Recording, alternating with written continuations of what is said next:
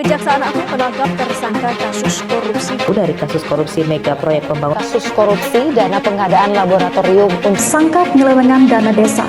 diduga terlibat kasus dugaan korupsi dana desa tahun anggaran 2018. Tindak pidana korupsi Tipikor Banjarmasin mencatat penyelewengan anggaran dana desa atau ADD tahun 2000. Selain itu, tim KPK juga menemukan dan menyita uang sejumlah 7 miliar rupiah. Di Pemberantasan Korupsi mengungkapkan, Gubernur Bengkulu Rohidin Mersyah meminta honor pegawai tidak tetap. Uang yang diduga hasil dari pemerasan dan penyuapan itu. Terdakwa dinyatakan terbukti bersalah melakukan tindak pidana korupsi hingga mengakibatkan kerugian negara lebih dari 700 juta rupiah. Tidak bisa mempertanggungjawabkan uang dana desa tahun anggaran 2017, baik itu bukti fisik maupun non-fisik.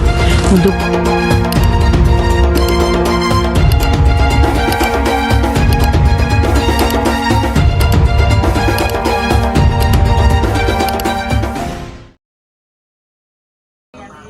apakah kita akan terus diam melihat korupsi yang merajalela di negeri ini? Jika dibiarkan, bagaimana dengan nasib bangsa kita ke depan?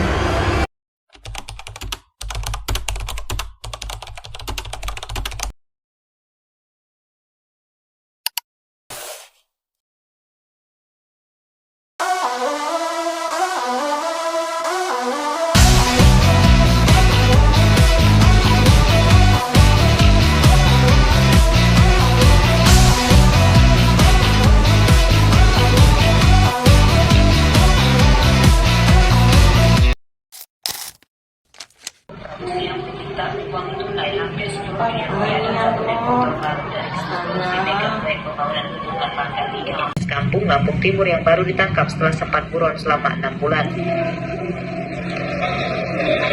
Dari hasil pemeriksaan polisi mengungkap tersangka Ilham Nudin berperan sebagai Woi, seru nih kan? Lagi nonton apa sana? Iko kona nonton berita korupsi kona, tengoklah. Mana nengok. Oh, woi parahnya berarti ya kasusnya kan?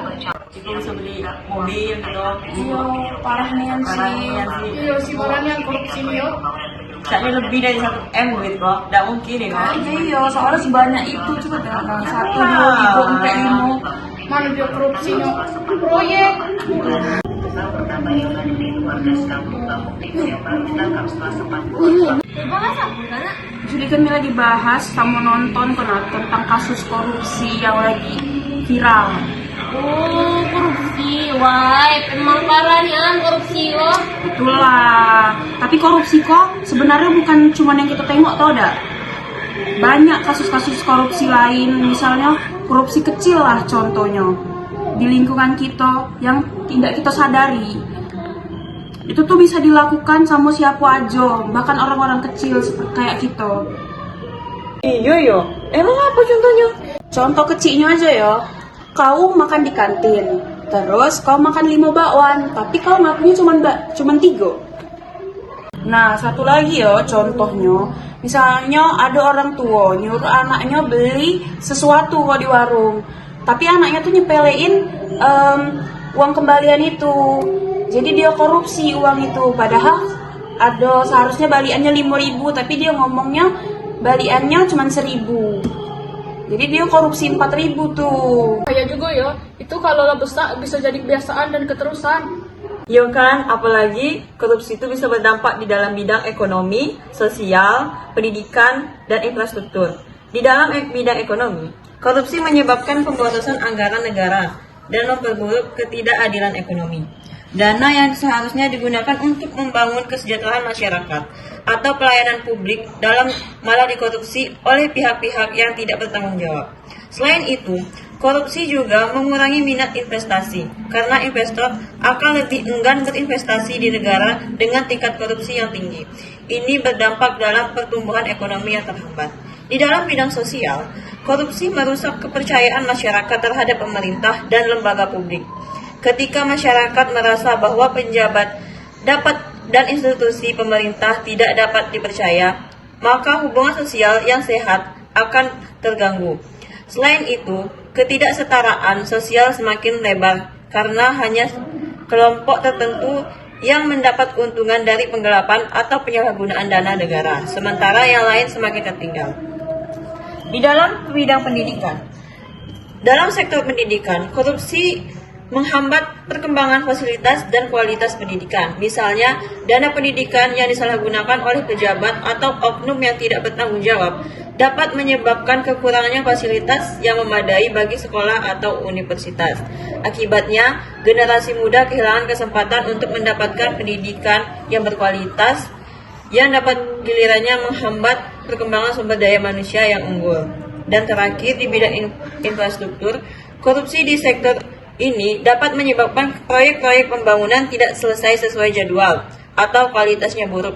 Misalnya, proyek jalan yang dikerjakan dengan material yang lebih murah dari standar yang seharusnya, atau proyek yang mengakar karena dana proyek diselewengkan. Hal ini berdampak pada kerusaknya kualitas infrastruktur dan menghambat kemajuan pembangunan yang seharusnya dapat meningkatkan kualitas hidup masyarakat. Gak sih, parah nian. Jadi sebenarnya kasus korupsi itu apa sih penyebabnya? Penyebab korupsinya tuh, korupsi itu tidak terjadi begitu saja. Ada berbagai faktor yang menyebabkan seseorang atau sekelompok orang terlibat dalam tindakan korupsi. Beberapa penyebab utama terjadinya korupsi antara lain kurangnya pengawasan. Ketika sistem pengawasan tidak berjalan dengan baik, individu yang memegang kekuasaan merasa bebas untuk menyalahgunakan posisi mereka. Yang kedua itu penyalahgunaan kekuasaan, yaitu pejabat atau individu yang memegang kekuasaan cenderung menggunakan posisi mereka. Yang ketiga itu yaitu rendahnya moralitas dan integrasi. Ketika seseorang atau kelompok tidak memiliki standar moral yang tinggi dan tidak memiliki integritas. Yang keempat itu yaitu kesenjangan ekonomi, ketidakadilan dalam distribusi kekayaan dan sumber daya. Dan yang terakhir itu yaitu budaya korupsi yang toleran. Oh, jadi cak itu yo. Jadi cara mencegahnya tuh cak mano?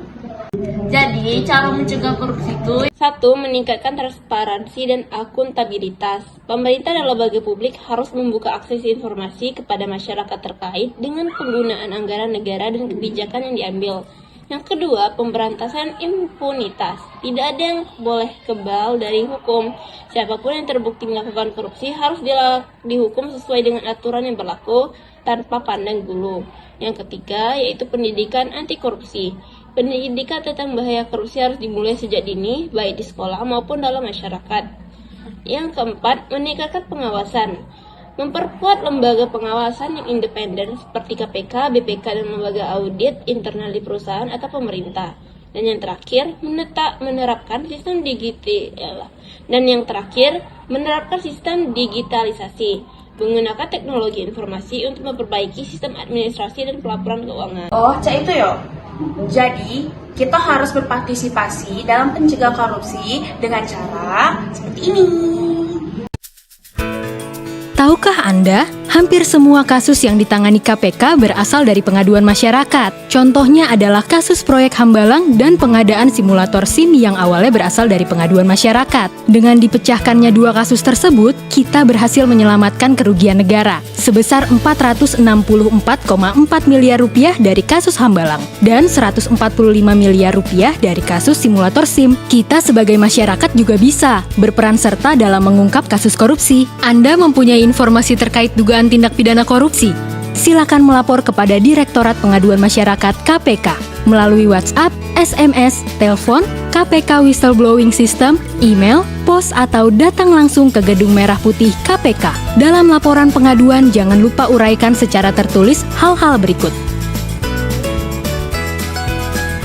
Peran masyarakat begitu vital dalam pemberantasan korupsi, sehingga negara memberikan perlindungan kepada pelapor.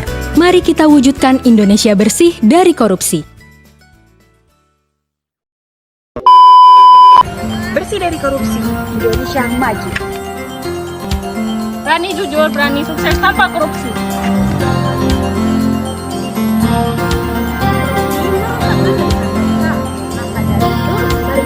Kejujuran.